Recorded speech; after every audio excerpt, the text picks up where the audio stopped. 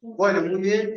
Vamos a dar inicio entonces ahora a la conferencia de Bernardo con la misma dinámica. Primero la conferencia, aproximadamente unos 45 minutos, un poco más seguramente, sí. No, seguramente vamos a estar ahí. Está, 45. Sí, sí. Y bueno, y luego abrimos un espacio para el intercambio. ¿Sí? ¿Se escucha bien? Sí. Vamos a tratar de hablar un poquito fuerte si podemos compartir.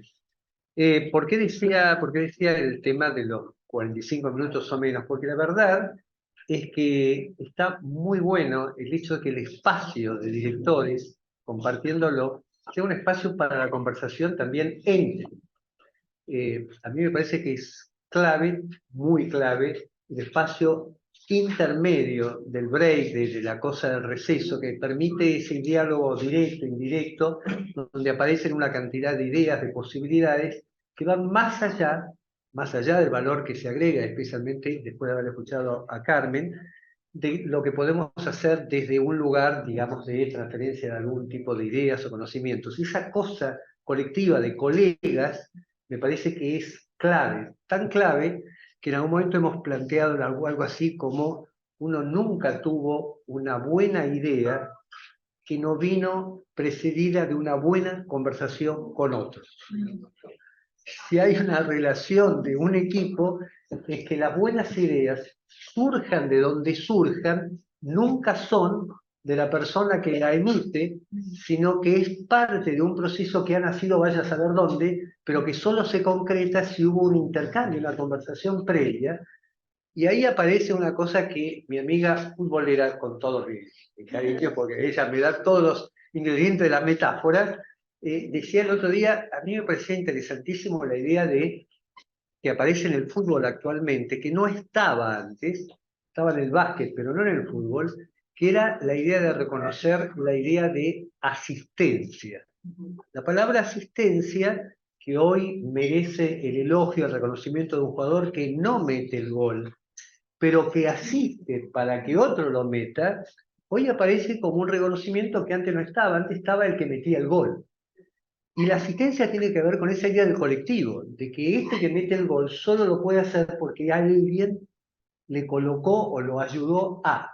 Eso es la trama colectiva, ¿no? Y me parece que vale la pena ponerla en situación, por eso la trama colectiva está en las conversaciones absolutamente informales, que a mi modo de ver son las que más se enriquecen en algunos sentidos y que nos está impelido esa idea de lo virtual en pandemia, que tenía que ver con lo directo. Tenemos que conversar sobre tal o cual cosa, pero no existe, entre comillas, esa pérdida del tiempo que significa el pasillo, que significa el encuentro informal, que significa el intercambio de lo que nos aparece en el momento. Así que yo festejo eso y, por supuesto, agradezco la invitación. La verdad es que uno se siente muy escuchado con esta idea que nos decían de que una cuestión que planteamos en junio aparezca con esta devolución, con este desarrollo, que fue simplemente una invitación y que es hermosísimo que uno lo pueda recoger en ese sentido. Así que mi foco va a estar puesto un poco en pensar, así como Carmen hizo una magnífica, por lo menos a mí me abrió una cantidad de pensamientos sobre lo que ocurre, lo que está ocurriendo dentro del espacio educativo, bueno, cómo pensar el documento como algo que tiene que fortalecer el sistema, el centro, etc. Así que yo quiero centrarme en ese punto. Y quiero retomar esa primera parte, porque uno diría, bueno, lo que ocurre en el centro, a mi modo de ver, la gestión tiene siempre tres capas en donde se manifiesta lo que podríamos llamar la influencia de la gestión. Hay una capa muy amplia que es, por decirlo de algún modo, el discurso histórico, la cultura que vivimos, lo que ocurre en general, lo que ocurre con Roger Waters hoy y lo que ocurre con la droga y lo que ocurre con Uruguay ganando en la Argentina. No es lo más alegre para mí, pero en fin, se lo merecen, hay que reconocer que fue un partidazo. Bueno, todo eso hoy no es que incide en el centro educativo, invade el centro educativo, es decir, gestiona más allá de lo que nosotros podemos plantearnos. En algún lugar, un sociólogo, Draken en su momento decía, la cultura se come a la estrategia en el desayuno.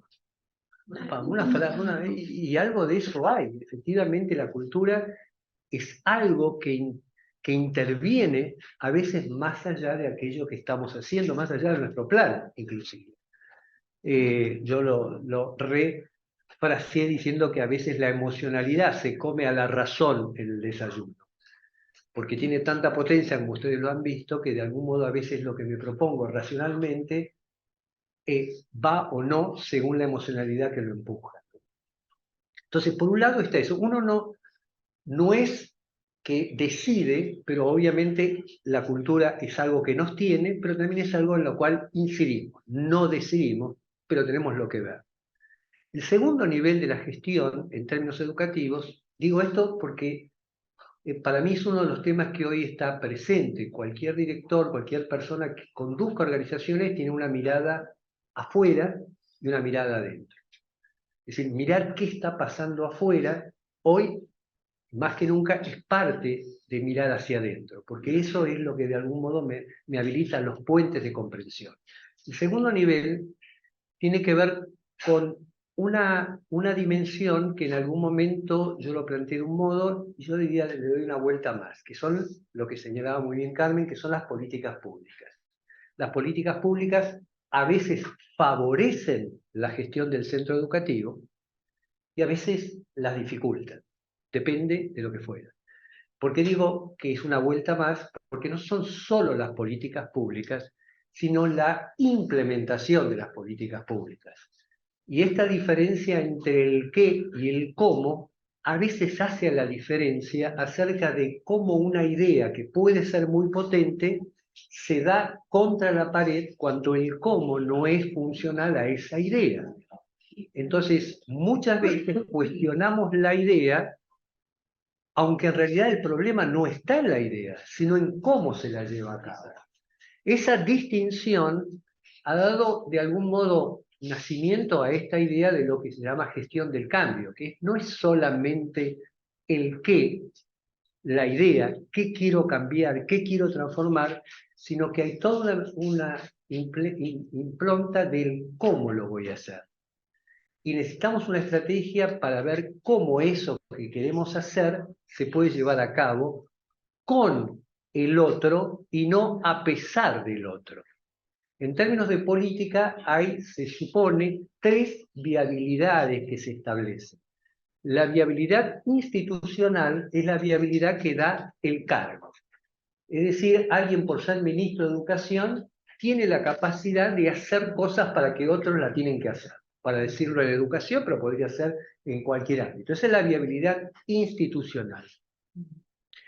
La viabilidad que tiene que ver con la presión o la fuerza es que siempre puede haber una sanción, una amenaza, un castigo o un precio si vos no cumplís lo que la viabilidad institucional no da.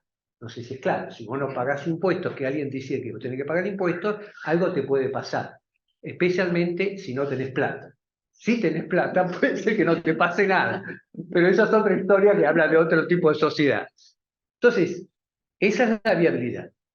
Pero la tercera viabilidad es lo que se llama, más que la tercera factibilidad, es lo que se llama factibilidad práctica, que tiene que ver con aquello que la viabilidad institucional da y que yo lo tomo porque la entiendo, la comprendo y la comparto. No hay más fortaleza de una política pública que aquella que los ciudadanos a los que va dirigido incorporan como algo lógico y propio y que tiene sentido.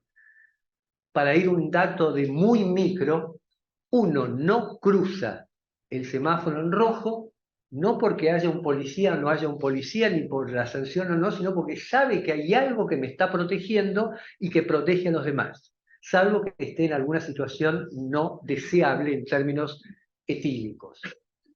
Salvo eso, uno se detiene, no porque cree que aquello que está haciendo efectivamente tiene que ver con una cuestión que a mí me sirve y le sirve a la comunidad. Eso es lo que uno podría llamar la factibilidad práctica. A tal punto que cuando no hay viabilidad práctica, empieza a caerse, se empieza a desmoronar inclusive la viabilidad institucional. Es decir, ya no le creo ni siquiera a quien tiene el cargo. Y como el poder no es una cosa, sino un juicio y una relación que uno establece con un otro, uno puede investir y desinvestir de poder a aquel otro.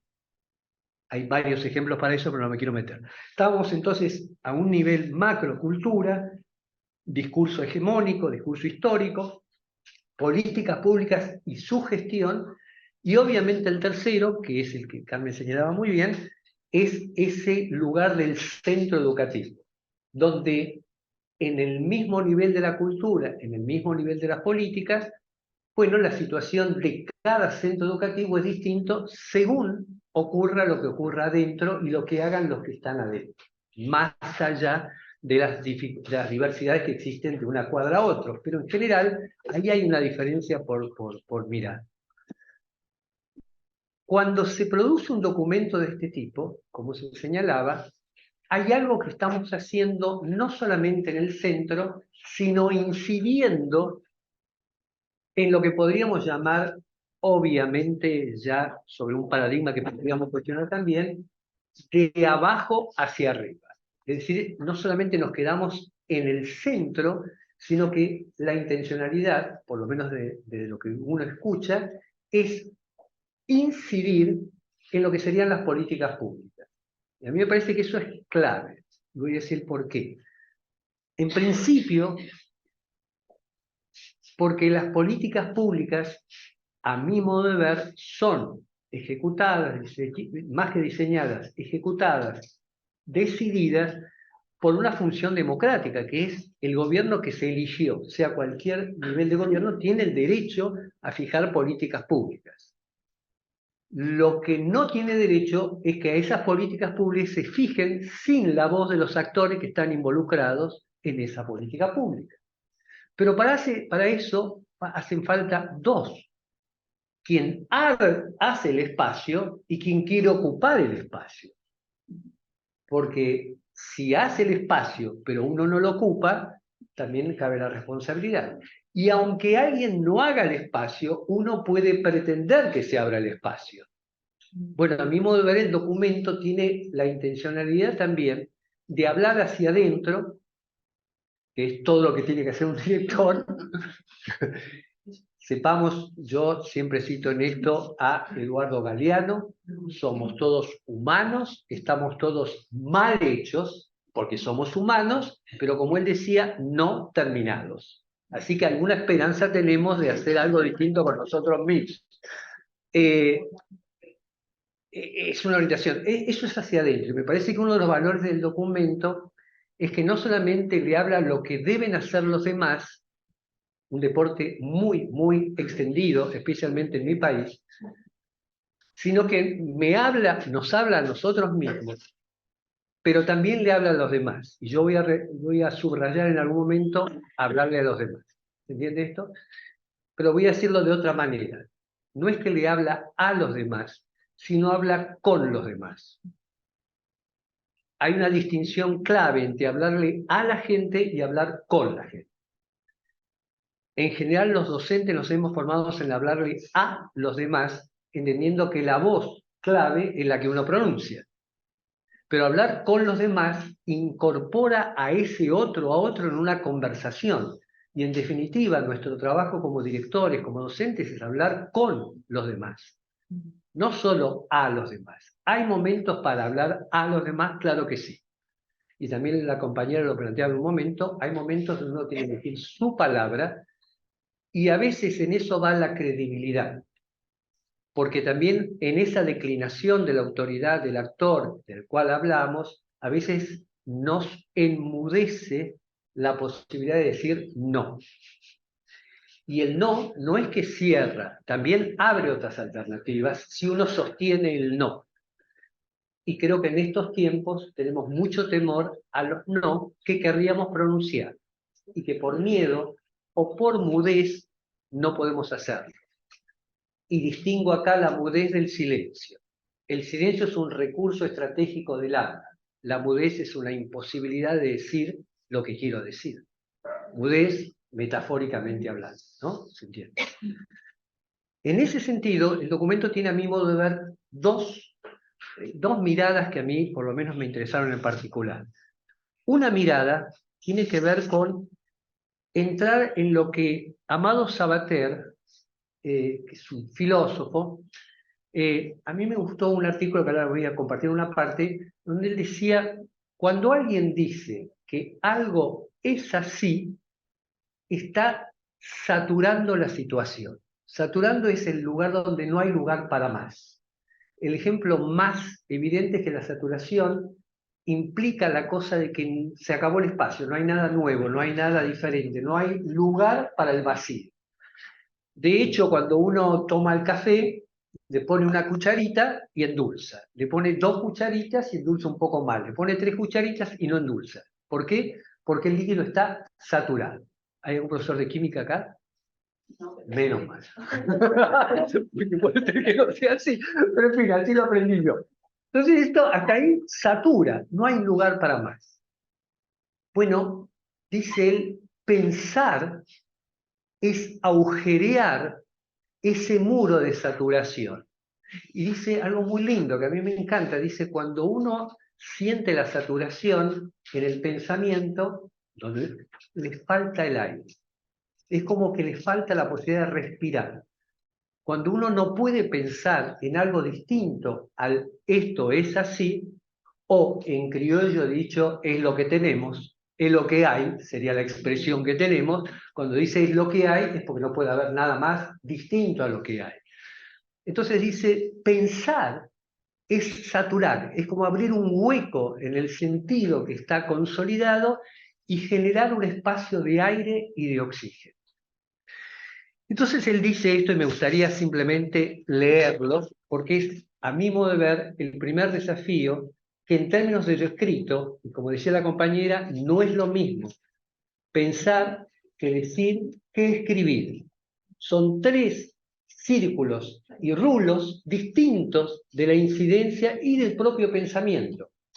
Por eso una cosa es lo que pensamos y podríamos pensar algo durante toda la vida y no hacer nada. Pero la primera vez que lo decimos, aunque se lo decimos a cualquiera, eso entra en acción, curiosamente, porque ya no nos pertenece. Hay algo que está fuera. Y por eso no es lo mismo pensar que decir, y tampoco es lo mismo decir que escribir. Porque el escribir genera otro circuito, que es, dije demasiado, dije poco, tengo que encontrarme como un espejo con aquello que yo pensaba. Y este es un documento que está pensado, dicho y escrito. Dice él sobre el pensar. ¿Qué es pensar? Es justamente abrir un agujero en la situación saturada. El pensamiento es en primer lugar un agujero, un boquete en el muro de los sentidos establecidos. En el macizo de las evidencias, una fisura y una grieta por donde volvemos a respirar. Me encantó la idea de grieta. Leonard Cohen, el poeta canadiense, tiene una frase que es maravillosa, ojalá se aplique en mi país, difícil, que dice, por toda grieta se filtra la luz. Por toda la grieta se filtra la luz. Si uno pudiese pensar que la grieta también es un lugar por donde te puede filtrar la luz, habría otra posibilidad. Una vida sin pensamiento es una vida sin aire, una vida sin vida. La alegría un poco loca del pensamiento es una sensación muy física. Sentimos como que se deshace la consistencia asfixiante de la situación saturada, como dejamos de estar atrapados en ella, aunque sigamos dentro, como somos nosotros ahora quienes leemos la situación en lugar de ser leídos por ella. ¿Sí? Lo siguiente que dice, y alude al colectivo de Diezpo. Conspirar significa respirar juntos. Conspirar significa respirar juntos. Toda asociación de pensamiento a 2, un grupo de amigos, un colectivo, es una pequeña conspiración contra la saturación del mundo, contra la saturación como forma privilegiada del mundo, como el cierre de los sentidos. Me encanta el texto. Créanme que ustedes están conspirando. Yo me voy mañana a Buenos Aires, problema de ustedes. Pero no solamente, por eso digo que el general documento es una conspiración, es pensar juntos, también cuestionando, interpelando la situación saturada de las cosas son como son. Las cosas no son como son. Las cosas son como las estoy viendo y también pueden ser de otra manera. Comentábamos con una compañera con la que veníamos hoy, decía André Gide, la esperanza es la enfermedad endémica de todo educador. Una vez que te sanaste de eso, deja el laburo.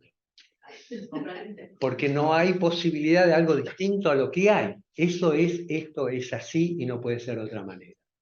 Pero no solamente eso, sino que además del pensamiento colectivo, el pensamiento colectivo tiene esa virtud, pero también tiene el desafío de transmitirlo, y eso es tomar la palabra.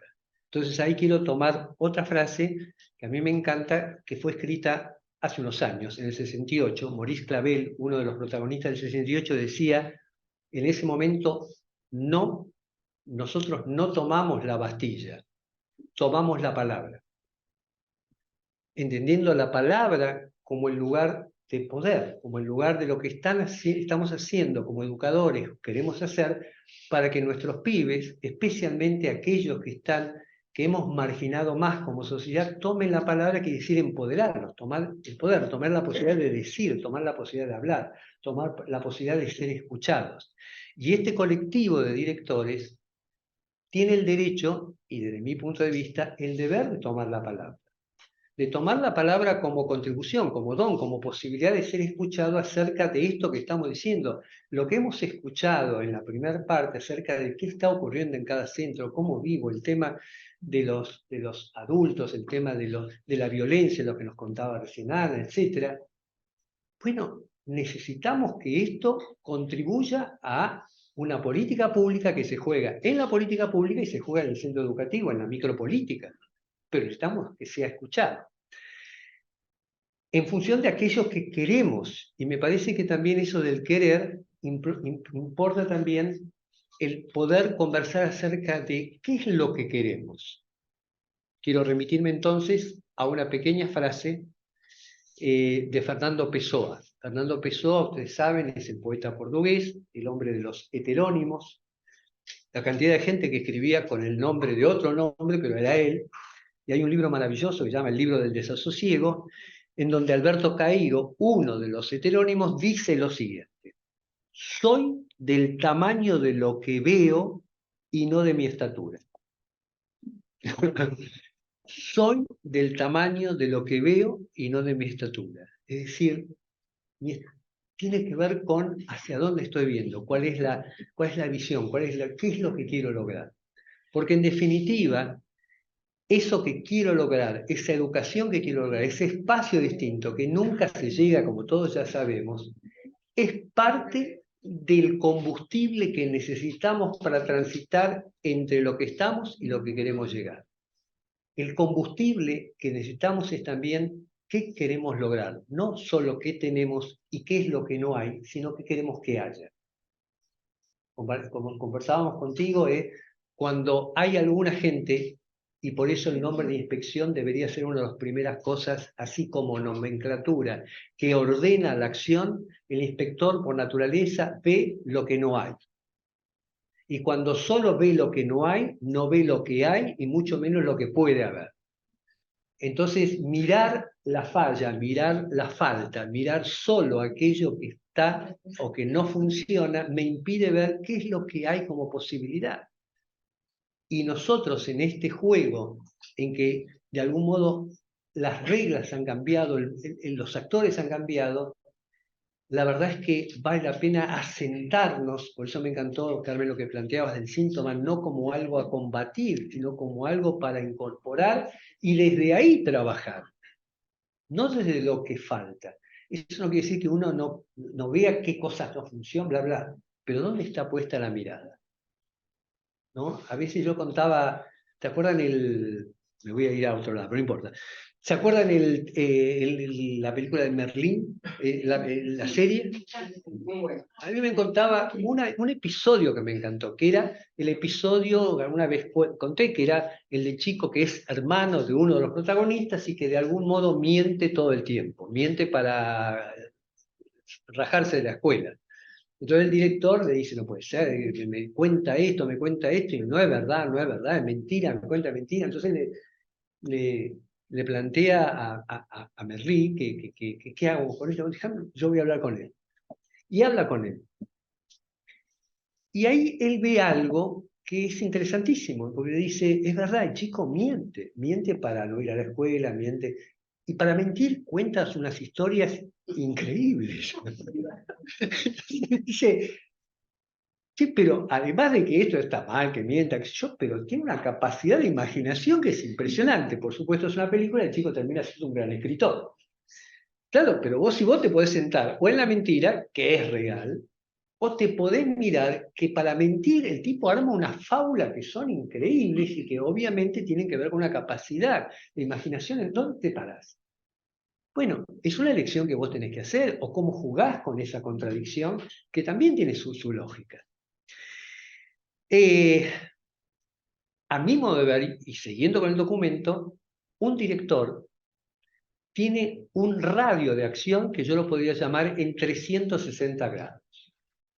Y que vale la pena instalarse en el lugar de los 360 grados, porque habitualmente uno ve a un director que dirige básicamente a su equipo, sus colaboradores, en el mejor de los casos, lidera. No siempre lidera, a veces dirige. Dirigir es lo que te dicen que vos tenés que hacer cuando te nombran director. Liderar es lo que te nombran son los docentes y los pibes, la familia, que te dicen si liderás o no. No sé si es claro. El liderazgo, que es la posibilidad de tener un lugar en el otro significativo, lo tenés que ganar. El cargo te lo dan. Te lo ganás a través de esto y aquello, pero alguien te dice, ahora sos director. Tiene autoridad para nombrarte director. No tiene la autoridad para nombrarte en el liderazgo educativo. Eso, todos sabemos, la tenés que ganar. La tenés que ganar con los otros, sin duda alguna, porque son los que te definen o no en ese lugar. Y se define por la huella que uno tiene, qué implicación subjetiva tenés en el otro, ¿no? Aunque ni vos lo sepas. Aunque después de 20 años un alumno o un docente te encuentre en la calle y te diga, Ana, lo que vos dijiste aquel día a mí me cambió la vida. Y vos le decís, ¿qué dije ese día? No, que no tengo la menor idea, pero él sí. Y eso fue la huella que uno generó en ese otro y no sabe. Que es la maravilla que tiene nuestra profesión. Que vos incidís en la vida de mucha gente y no lo sabés. Y en algunos casos decidís las encrucijadas que la gente tiene que elegir. Bueno. Ahora, ¿por qué 360 grados? Porque por un lado, obviamente, tenés que conducir a ese colectivo llamado centro educativo. Pero ustedes acá están entrenando en el documento el trabajo con los pares. Uno podría llamar, igual que Bourdieu, su capital social. Esto aquello que tiene que ver con la calidad y cantidad de vínculos que uno tiene. Lo vuelvo a repetir, uno vale, que esto no puede ser grabado, uno vale por lo que vale uno, más las relaciones que uno lo acompañan y lo quieren ayudar. Uno tiene el poder de sus relaciones, porque además de lo que yo puedo hacer, ¿con quién cuento para que me ayude? Algo que ya no puede ser una tarea solitaria. No hay director que se baste a sí mismo en un centro educativo, sino en comunidades de prácticas, en comunidades que de algún modo me ayuden a lo que yo no puedo hacer, que sepan lo que yo no sé y que tengan alguna de las competencias que yo no tengo. En ese sentido, bajemos la cosa, toda esa lista que tenemos, puede ser que esté distribuida en todo este colectivo. Pero si está en este colectivo, curiosamente, son mías, aunque yo no las tenga. En la medida que tengo acceso a que otros puedan ayudarme con algo que yo no tengo. Esto que estás haciendo con los padres, que ya es fenómeno, ¿por qué no me ayudas a hacerlo acá? Porque a mí me va bien con los pibes, pero no me va bien con los padres. Bueno, dale, ese es el intercambio, esa es la cosa de la conspiración a la cual quiero que sigamos conspirando juntos. Entonces, por un lado están los países, acá me siguen, ¿no? Estamos casi en una cosa absolutamente arbitraria, abajo, arriba. Y ahora viene arriba. Arriba tiene que ver con que también nosotros tomamos la palabra para incidir en las políticas públicas de arriba. Porque, como muy bien se señaló Carmen, la política pública no es un condensado absolutamente consistente que baja, porque ustedes muy bien saben que la misma normativa que viene del Ministerio de Educación, una cosa ocurre en Salto, otra en Colonia, otra en la Escuela de Colonia, porque cada uno lo interpreta, la supervisión, el inspector, el director le dice no le dé bolilla a esto, igual lo hacemos así, otro se lo muestra pero no lo hace, otro lo hace y lo muestra, qué sé yo. Entonces la política pública tiene esas porosidades en donde el poder está muy distribuido, aunque nadie admita que está muy distribuido. No sé si... Sí, la educación no es la misma para eso. No, claro, claro. Entonces es una absoluta... Esta cuestión de convenio, que viene de convenio, todos simultáneos y al mismo tiempo, que esa sería la lógica, que en su momento tuvo un sentido determinado, no ocurre. Pero lo que tampoco ocurre es que tengamos una palabra consistente para contribuir a que eso ocurra. Y esta es una excelente vía. Por eso quiero señalar dentro de todo el documento una parte que, si no me olvido, cosa que me suele ocurrir, la voy a plantear después. Una parte en particular. Entonces, ¿cómo se llama a ese poder en el cual no dispongo, pero incido? Técnicamente, influencia. Técnicamente, influencia. Es decir, es un poder indirecto, así como hay un poder que podríamos llamar duro, que es el poder del cargo. Es duro porque implica una normativa, implica una inscripción, una prescripción. Hay un poder difuso, que no está en el cargo, sino que circula por la organización y depende de quién y cómo lo ejerza, y por eso hay referentes en un centro educativo que es una docente a la cual nadie se atreve a discutirle porque es la docente, y hay alguien que tiene mayor influencia, etc. Es un poder difuso que tiene mucho que ver ya no con el actor, sino con el sujeto. Porque el liderazgo reside en el sujeto más que en el actor, aunque sería ideal, deseable, que coincidan. ¿Acá está bien? Así también como hay un poder duro, hay un poder difuso, y la palabra poder a mí no me asusta, porque yo creo que cuando generamos un nivel de enseñanza y de aprendizaje, estamos empoderando a nuestras infancias para tener mayor disponibilidad de acciones, de intervenciones en el mundo que les toca vivir. Aprender es empoderar. Aprender es ampliar las posibilidades de accionar y obtener cosas que me propongo hacer. Sin el aprendizaje, lo que no podía hacer, no lo puedo hacer. El aprendizaje es esa transición entre lo que no podía, cuando no sabía o no sabía hacerlo, o no sabía hacer, y aquello que después del aprendizaje sé, puedo hacer, o ser de una forma distinta. La influencia es la que se juega desde el director hacia arriba, inclusive como colectivo de directores. La influencia tiene que ver con que muchas veces hemos preguntado en algunos casos, todos son directores, la mayoría, ¿no? Directores son directores. La pregunta clave y del millón, que se llama respuesta de honestidad brutal, palabra plena, es, respuesta que esperaría. Todos ustedes escuchan a su equipo de docentes a todos de la misma manera. Les creo. Pero cuando no lo escuchan de la misma manera, y no entro en el contenido, es porque algunos de sus integrantes influyen en sus decisiones más que en otros. Como uno escucha no solo diferente, sino le da un valor más alto o menos alto, no digo ni que esté bien ni que está mal, es un fact, es un hecho de la vida. Es decir, uno está influenciado, tendríamos que entrar adentro del tema, pero permítanme esta síntesis, uno está influenciado por gente que le habla, a la cual uno le escucha más, y menos influenciado por gente que le habla y uno le escucha menos. A veces hasta puede ser un error, no estoy hablando de eso, pero nos ocurre. esa gente que ustedes escuchan más, influyen sobre sus decisiones de un modo que uno a veces no percibe. Hay un autor, Requena se llama, que hablando no solo de esto, sino de las amistades, dice, uno es menos libre del que lo que piensa, porque muchas de nuestras decisiones están armadas por el grupo de amigos que tenemos. Por eso la gente se casa más o menos al mismo tiempo, se divorcia al mismo tiempo, se va de familia, tiene familia, porque en realidad hay un microclima, una ecología social que nos incide. La influencia es un dispositivo de poder que tiene que ver con incidir en la agenda del otro, en la agenda de quien toma decisiones. Y ciudadanamente hay un poder ciudadano de incidir, por lo menos en democracia, un tema que está muy en boga en mi país por el día de mañana en particular, porque es el juego que tenemos de influenciar las agendas. Acá se habló, hasta acá es claro más o menos. ¿De qué hablamos cuando hablamos de influenciar la agenda de los decisores? Quiere decir entrar en el espacio en donde se decidan las prioridades que aquel otro tiene. Ustedes han planteado una cantidad de cosas, Carmen lo mismo, que nos implica un argumento para decir, queremos entrar en este lugar, queremos que alguna de estas cosas, para mejorar, para incrementar nuestras potencialidades educativas, queremos que algunas cosas ocurran o sucedan.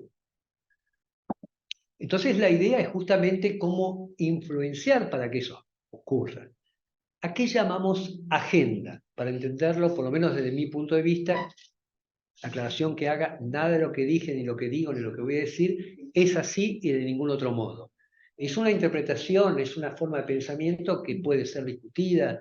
Digo esto porque tampoco quiero saturar la situación. La agenda tiene que ver con algo que es la cantidad de temas que ustedes tienen todos los días en el centro educativo son millones. La palabra que utilizaste, infinitesimal. Es verdad, son millones. La gran pregunta es de todos esos temas, ¿cuáles son los temas que forman parte de la agenda? Esto es que de esos millones, no quiero ser millones, de esa cantidad de temas, algunos deben pasar al nivel de agenda, que son las prioridades que uno tiene para sostener un proyecto y no perderse en el millón de la selva de temas en los cuales puede terminar el día tremendamente cansado, pero no haber avanzado en un proyecto educativo. Uno termina agotado, pero sin movimiento. ¿Por qué? Por un hecho simple, porque si este sería el escritorio de un director, no hace falta, recuerden, ni pensar, ni decir, ni hablar, ni ninguna competencia. Uno se sienta acá y le caen todos los penales de todo tipo. No tiene por qué pensar, porque no, ¿qué voy a hacer hoy? No importa, me siento y que me venga. Y le van a venir un montón. Entonces uno de repente se angustia por uno que le lleva 3 horas. Es un detalle, porque no hace a una diferencia. Y por ahí a la que hace la diferencia, realmente le dedica poco tiempo. Entonces hay un tema clave que es, ¿cuál es mi agenda? Porque si no tengo agenda, nuevamente me inundo de temas, trabajos, angustias, pero no percibo el proyecto por donde estoy trabajando. Y créanme, soy muy humilde en este tema. Ustedes no van a modificar la educación del centro educativo, no van a transformar el mundo. Pero como dice mi amiga Melina Furman, por lo menos en el metro cuadrado que me toca estar, estas son las cosas que yo voy a dejar el día en que dejo el centro. Lo voy a dejar un poco mejor en estas 3 o 4 cosas. El resto lo van a hacer otra gente, no se preocupen. O no, pero no depende ya de ustedes. No sé si es claro. Eso me permite definir que este es el proyecto que yo puedo mejorar. No quiere decir que deje de tocar los otros temas. Los otros temas los voy a llamar así, los administro. Estos los lidero. Los lidero en el sentido que voy a poner la energía, la prioridad, agenda, que significa eso. Cuando todos los días existían, hemos trabajado con diarios, ahora cada vez menos, La mesa de redacción de un periódico se reúne a las 4 de la tarde del día anterior, se reúnen todos los secretarios de redacción y discuten un solo tema, ¿qué va en la tapa del diario? Y qué va en la tapa del diario es lo que al otro día todos vamos a discutir porque es la agenda que nos propone el diario. Seguramente el otro día fue, lamentablemente, Uruguay que le ganó a Argentina. No tenemos forma de...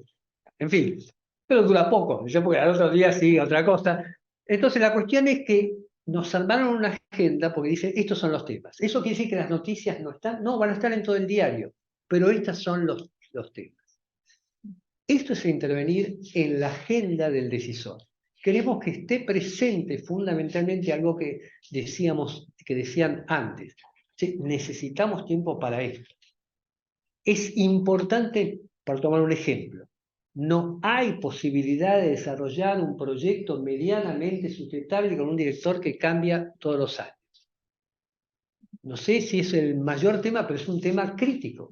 Si efectivamente el centro educativo en la microfísica del poder es un tema clave, quien conduce tiene un horizonte que no puede ser menor de 5, 6, 7 años, para ponerle un término, que es el tiempo que lleva en el que vos percibís el tema, tenés un acuerdo, generás un proceso. Un director no piensa en un año, no debería pensar en un año.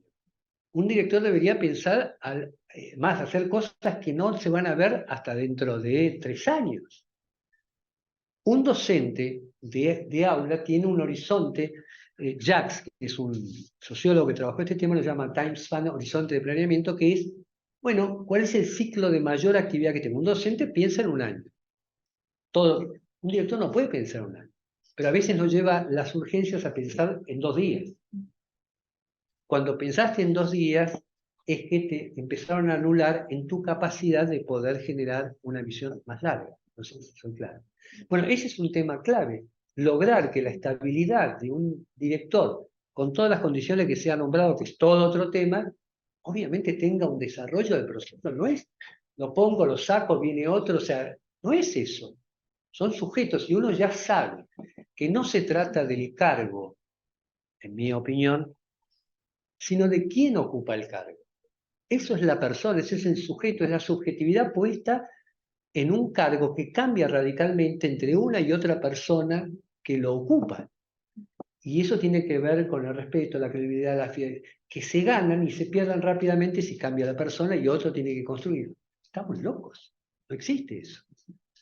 Tenemos otro tema que es crítico, y yo no digo que esto tenga soluciones rápidas, son preguntas que hay que poner en la agenda. En mi país, y acá es muy probablemente lo mismo, lo voy a decir más fácil. Yo, mi primer título es educación física. Al año de estar recibido, más o menos en la prehistoria, me gané una titularidad. Yo creo que no podía nadie me podía echar de eso a menos que yo mate un pibe y que lo fotografíen y que lo filmen.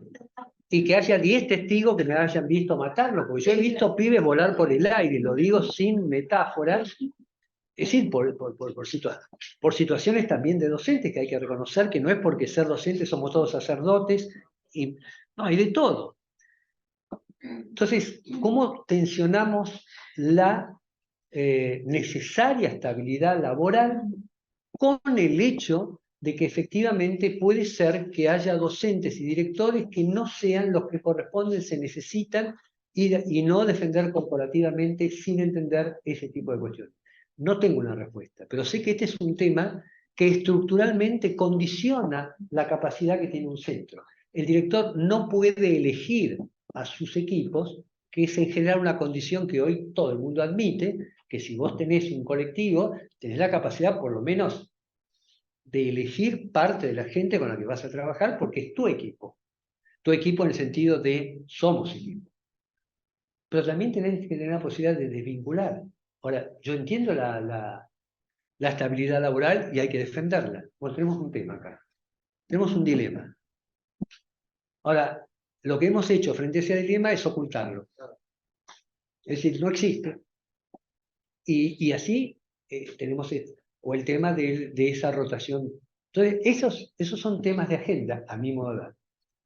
¿Por qué son tema de agenda? Por una palabra que ustedes establecieron en el documento, que es muy importante a mi modo de ver, que se llama la palabra condiciones. Porque lo que debe hacer, a mi modo de ver, un ministerio, la política pública, el director y hasta los docentes, cada uno en su nivel, no es hacer cosas, sino hacer cosas para que otros hagan cosas. Eso es crear condiciones fértiles para que algunas cosas ocurran. ¿Qué quiere decir crear condiciones fértiles? Es que son trabajos indirectos. En la medida que yo creo una buena situación institucional, con todo lo que estamos hablando y lo que ustedes plantean, hay cosas que van a ocurrir, no porque las haga yo, porque sino que creamos condiciones para eso. Por ejemplo, la autonomía, que por supuesto genera otro dilema interesante, tal vez menos complicado que el otro, que es la tensión y dilema entre la política pública general que un país tiene el derecho de tener y tiene el deber de tener, porque tiene una mirada colectiva de comunidad, pero al mismo tiempo cómo preserva la autonomía, la capacidad de flexibilidad que dice que lo que tengo que hacer en mi escuela no es lo que tiene que hacer en otra escuela. Y lo que tengo que hacer en mi aula no quiere decir que en otro grupo, exactamente del mismo grupo, tiene que hacer lo mismo que yo. Porque eso es un atentado contra lo emergente, aquello que yo veo o que estamos viendo y que me dice profesionalmente que acá tengo que hacer esto y no esto. Entonces nos hemos acostumbrado o nos piden que seamos leales a una normativa, pero no a la gente. Y yo prefiero ser leal a la gente y no a la normativa. Así que este es un llamado a la revolución. No, pero digo, de hecho, la autonomía, junto con el sumarme a un espacio colectivo común de país, es un tema. Ahora, como es un tema, tengo que meterlo en la agenda para ver cómo lo juego. De tal manera que me haga cargo del cargo. Porque la mayor frustración que se puede tener es que yo no lo hago porque no me dejan, porque no, entonces no me hago cargo del cargo. Cuando eso ocurre, es un excelente refugio para la mediocridad. Es decir, de hecho, si no me dejan, si no se puede, y uno sabe en la política pública, especialmente de educación, que hay que caminar por los intersticios. La mayor parte de los directores que hacen la diferencia es porque aprendieron a caminar por los pasillos de las grietas, de los intersticios, de los lugares que no está claro y me meto o transgredo y salgo, porque si no, no hago nada. Es como los abogados. Preguntar a un abogado si se puede, te va a decir no se puede. Y nunca se equivoca, porque si no lo haces, no tenés ningún problema. El asunto es cuando el abogado te dice, mira, no se puede, pero si lo haces de esta manera, podés hacerlo legalmente. Y eso es un abogado que está jugando a favor de lo que puede hacerse, no de lo que no. No sé si son claros. En ese sentido, y ahora bajo un poco más, la función del director es una función igual que en la gestión. Hay un señor que se llama Carlos Matus, un sociólogo chileno, a mi modo de ver muy interesante, fue ministro de Salvador Allende, pero después se enseñó en Estados Unidos, una cantidad de cosas. Él decía, hay tres barbarismos que se dan en la gestión. Entonces dice, hay un barbarismo que lo llama barbarismo político. ¿Qué es el barbarismo político? Departamentalizar todo lo que ocurre a la luz de lo político. Lo político quiere decir qué conviene, qué no conviene, cómo se juegan los intereses de poder, etcétera, etcétera, etcétera. Pero cuando vos te movés solo en lo político, dejás afuera lo que podrías llamar las técnicas, lo que sería el enfoque más planificador, racional, etcétera. Pero hay otro barbarismo que sería lo tecnocrático. Vos te manejás por la racionalidad, por las técnicas, por la ciencia, pero mirás que la escuela es también un espacio político, que tiene intereses, que tiene fuerza de poder, que tiene negociación, que tiene confrontación, que los padres quieren una cosa, los chicos otra, vos tenés que articular. Entonces, y el otro tema que dice que es un barbarismo, que yo lo llamaría barbarismo gestional, que es el que hablábamos antes. Tengo una idea clara, pero no le doy entidad a cómo lo hago, cómo logro que esto se produzca. Entonces él dice, bueno, sería bueno tener un enfoque tecnopolítico, lo llama así. Técnico-político quiere decir, tu función es técnico-educativa y es política educativa. Porque vos estás al frente de un gobierno institucional, no sos docente. Tal vez en el documento es interesante hacerles la distinción que ustedes lo hacen. Ustedes ya no son, cuando son directores, docentes. Tienen el perfil docente, tienen la experiencia docente, tienen lo que podríamos llamar los skills docentes, pero ya están en función de gobierno. Y ahí están dando un salto que no están en la misma línea. Hay un salto cualitativo que define ahora yo estoy gobernando un sistema. Y es un tema de gobernabilidad. ¿Qué es la gobernabilidad? Es la capacidad de sostener un proyecto más allá de las resistencias que me plantea lo externo y lo interno a que el proyecto pueda continuar. Y créanme que resistencia va a haber siempre. Pero las resistencias, al igual que el síntoma, tiene hasta acá más o menos es claro. Las resistencias tienen un costado muy virtuoso. Primero, Mérieux, creo que fue nombrado, lo plantea en términos de aprendizaje. En realidad, si fuera tan fácil enseñar, la verdad que no sé, todos andaría sobre ruedas, pero hay resistencias que son lógicas a que todo lo real se resiste a cualquier tema de cambio o transformación. En eso estriba el trabajo. Trabajar significa confrontarse, jugarse con las resistencias que tiene aquello con lo que quiero trabajar. Pero ya sabemos que en realidad el lado virtuoso de la resistencia es que también incrementa nuestra subjetividad en términos de que nos desafía y nos hace crecer en lo que tiene que ver con esa resistencia que se produce. Dicho de otro modo, nosotros hacemos desde lo que somos. ¿Hasta acá está claro? Porque yo no puedo hacer otra cosa si no es desde lo que soy o desde lo que somos como colectivo, pero también somos de acuerdo a lo que hacemos. O sea, el hacer provoca ser.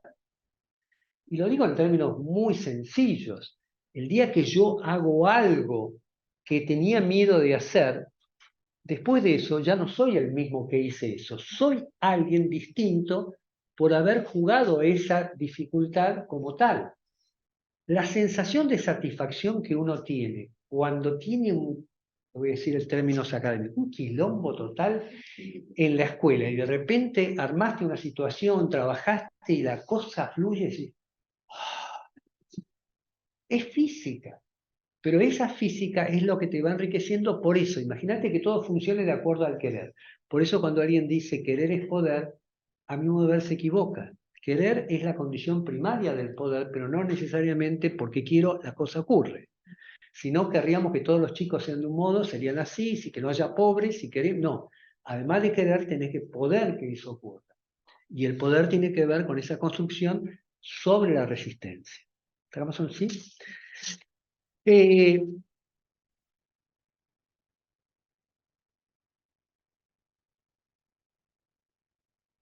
¿Cuáles son las cosas que a mi modo de ver nos ayudan en ese tema del poder, en ese tema de ampliar nuestras capacidades, nuestra competencia, que está muy bien planteado en el documento? Bueno, yo digo que tenemos por lo menos 3 mecanismos o 3 palancas que vale la pena como diferenciar. Siempre en un tema de cierta síntesis que nos permiten avanzar sobre esto.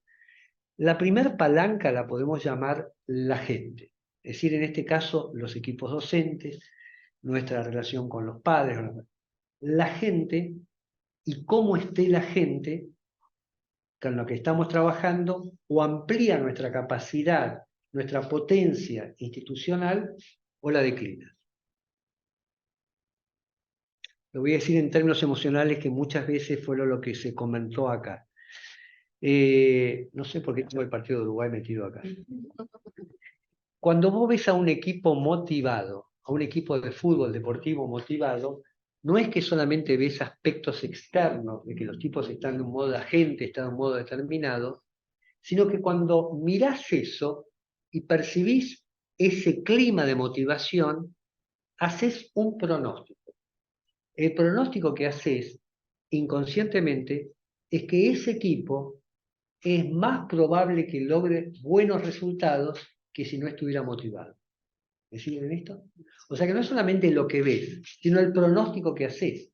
De ahí el tema del clima escolar. Si el clima escolar tiene que ver con una cuestión donde hay un clima de amoroso, de desarrollo, uno diría, los chicos dicen de buena fibra, es porque aquello que queremos lograr tiene más posibilidades de lograrlo que no hacerlo. De tal modo que al revés también funciona. Si ese mismo equipo que sale a la cancha con los mismos jugadores y sus mismas competencias técnicas, lo ves distinto, el pronóstico que haces es que probablemente no ganen lo que podrían haber ganado con el tema de la motivación. Es decir, que hay una relación entre el espacio emocional y resultados a lograr. Que ese espacio emocional, básicamente, la apertura de posibilidades de acción. En ese sentido hay emocionalidades que de algún modo abren a posibilidades y hay emocionalidades que cierran. No es ni bueno ni malo, ¿eh? A veces yo digo que el miedo es un muy buen protector. Si no tuvieras miedo, harías cosas que te harían muy mal. Y efectivamente hay sustancias que inhiben el miedo, sustancias químicas que inhiben el miedo y generan lo que generan. Ahora, el miedo transformado en parálisis te impide hacer lo que quisieras hacer. La confianza como tal es una emocionalidad que abre posibilidades porque en la medida que sienta, me den y tenga tres cosas.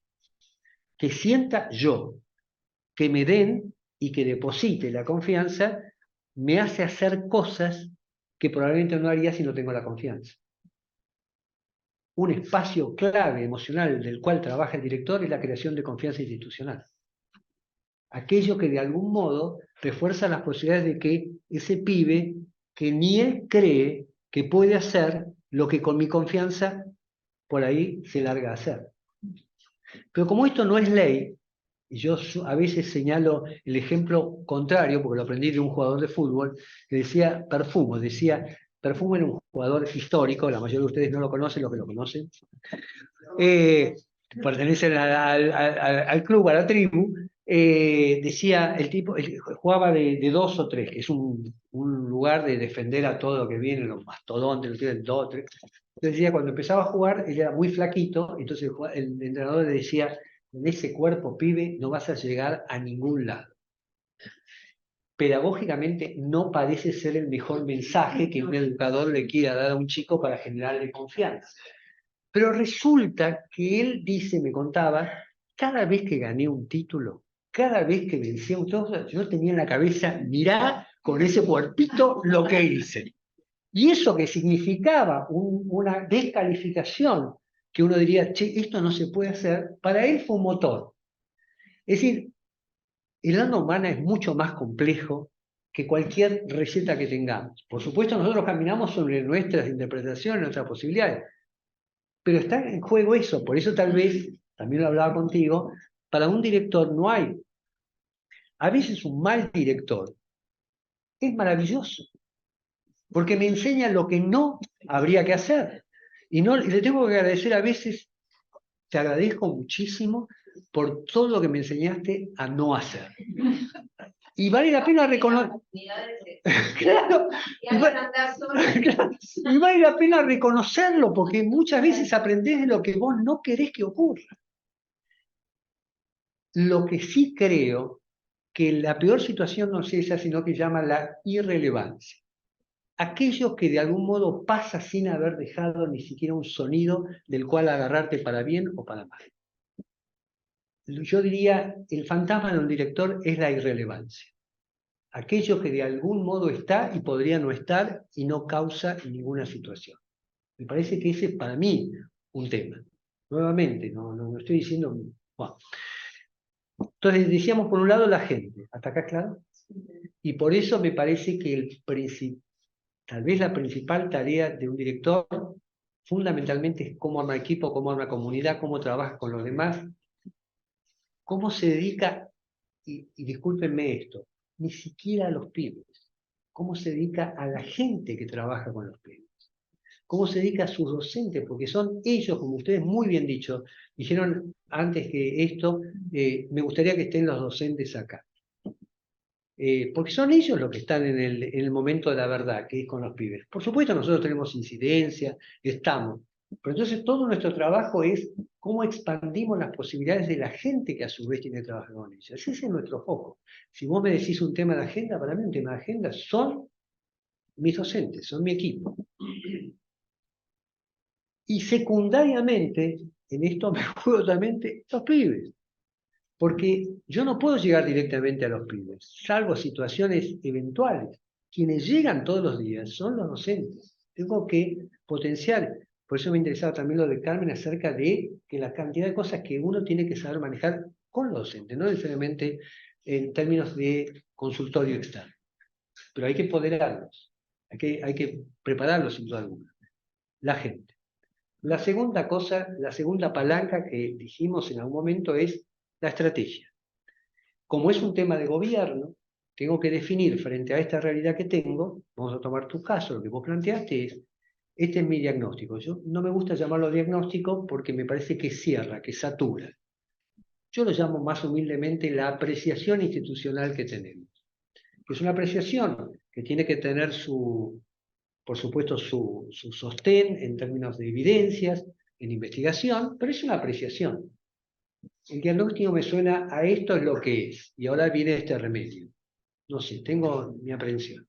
Pero una vez que tengo la apreciación, que a mi modo de ver es necesario que sea compartida, pero que sea compartida no quiere decir que me releva del hecho de tener que decidir si la tomamos o no. Y en esto también se juega algo que para mí es crítico.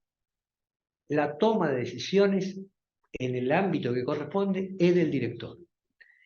Y yo a veces hago un juego que es, bueno, cuando el director dice, esto lo decidimos entre todos, es el único que puede decir eso.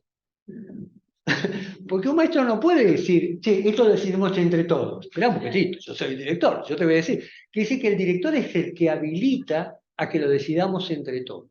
Y si habilita a que lo decidamos entre todos, es su decisión. Y eso significa, eso también es hacerse cargo del cargo. Ahora, eso no quiere decir que lo decida yo y lo construya yo. Lo converso, pero la decisión te cabe a vos. Y entonces te cabe a vos con los demás, pero es también tu decisión por dónde le entro a este sistema. Porque si no me siento en el lugar de lo que falta, la queja, lo que debería ser, y frente a toda esa situación hay solo una competencia de todas las que nombraron recién que alcanzaría. Se llama la espera. O sea, cuando todo cambie, entonces vamos a poder hacerlo. Y no. Esto con te tocó jugar con esta situación, con esta comunidad, con estos padres, con estos pibes, con esta situación. Y desde ahí me paro en lo que se llama la aceptación, que no es ni negación ni resignación. La aceptación es, me toca jugar con esto que me toca jugar. Me gustaría que los padres sean otros de lo que son, pero son, vamos cerrando. Pero son lo que son. Entonces vamos a decir gente, estrategia. El tercero son recursos. En el Talmud, que es la relectura de la Biblia judía, hay una frase que dice, no hay Torah sin harina. Lo que dice es, no hay aprendizaje sin que alguien coma. Los recursos son lo que también se necesita. O sea, no es lo mismo hacerlo en este salón que al aire libre si es en invierno, con tecnología o sin tecnología. Los recursos amplían o declinan eso. Y el último factor se llama suerte. Porque además de todo, necesita suerte, que a veces juega a favor y a veces se juega en contra. ¿Cuál es la diferencia? Que la suerte depende de lo que venga, yo no puedo incidir. En cambio, las otras tres tengo lo que hacer como director, con la gente, con la estrategia, con los recursos. Último, ¿está bien? Último. Último. Dos síntesis y les prometo que, fin. La primera síntesis, este es un oficio performativo. La dirección no es un lugar académico, es un lugar performativo, es decir, están vinculados a la acción, que está alimentado por las ideas, por el pensamiento, pero que define acciones concretas determinadas. Y como performativo, al igual que el instrumento de violín, la música puede estar, pero depende de quién toque el violín, cómo suena, porque tiene que ver con qué performance tengo con ese tema. Segundo tema que me gustaría plantear es el tema que lo plantearon muy bien, es el tema del cuidado. Para eso a mí me encanta, no sé si me encanta porque no importa si me encanta o no, pero me gustaría una metáfora que se llama la sabiduría del avión. Que no creo que esté bien el título, pero no importa. Sabiduría del avión, que quiere decir lo siguiente: cuando uno entra en un avión, se sienta y al rato alguien le dice, que generalmente es la jefa de a bordo, dice, el avión si se despresuriza, va a bajar una cuestión de...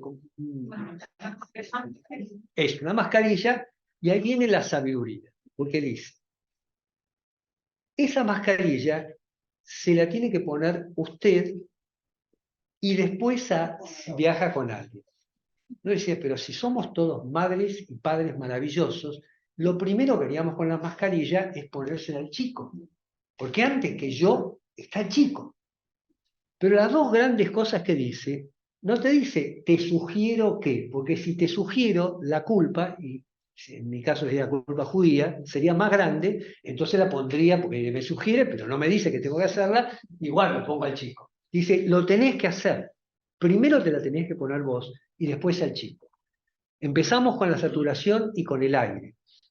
Si no tomamos aire, no podemos dar aire.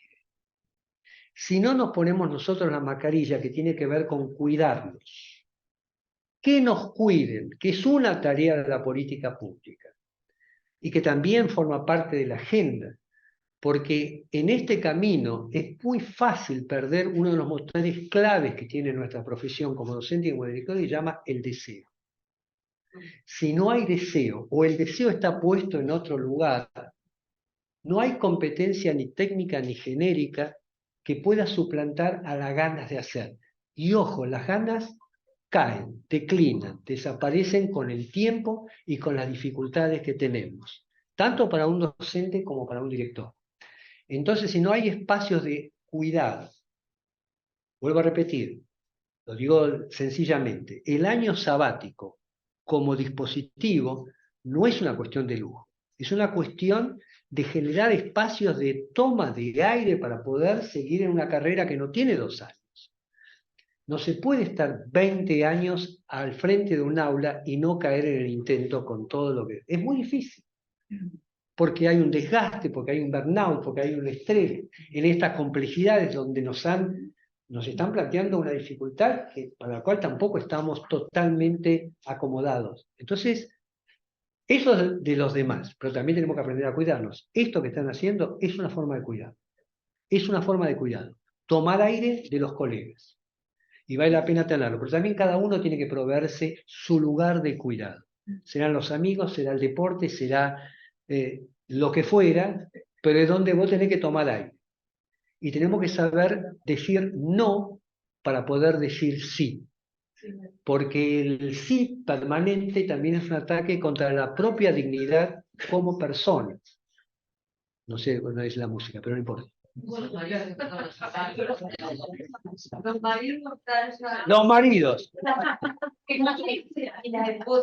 Las esposas, los maridos, los acompañantes, o como dirían los americanos, de significant other. Vaya a saber quién es el otro, está todo bien. Por eso lo último que podría decir es para sugerir sobre este último tema, escuchar a Papo, napolitano, el del rock, que decía en algún lugar, es mejor ir juntos y a la par.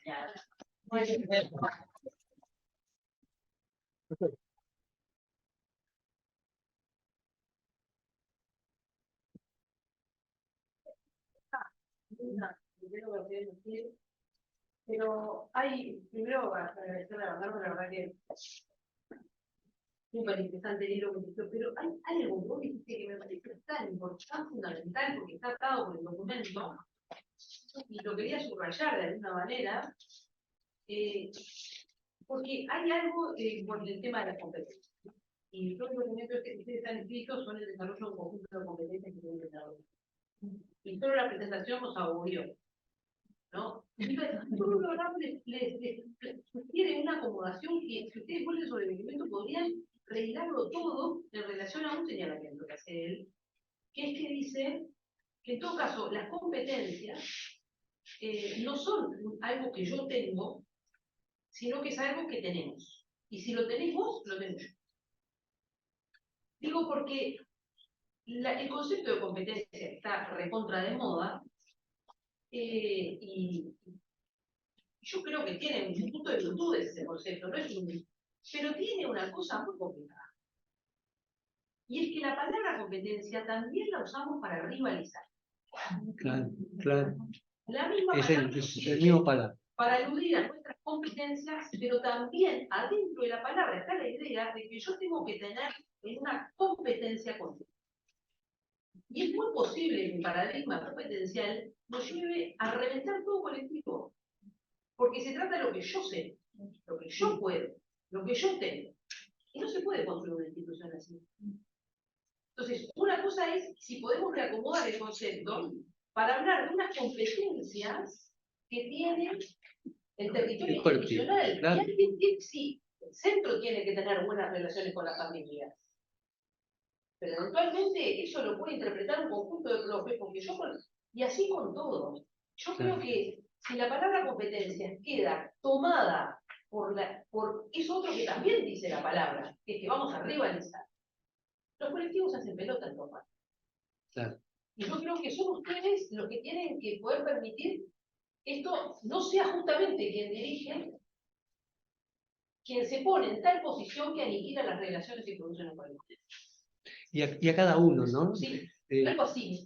No, y a cada uno, Carmen, porque dos palabras nada más. Hay un signo de la época que dice que una de las principales situaciones de sufrimiento personal se llama no poder, poder más. Exacto. No poder, ¿sabes? no poder, poder más, ¿no? Uno se culpa de no poder más de lo que puede. Y hay una cosa que ya no depende de lo que me exijan los demás, sino que lo tengo tan incorporado que sufro yo, sin que me lo pidan, por no poder, poder más. Exacto. Sí, bajemos un poco eso.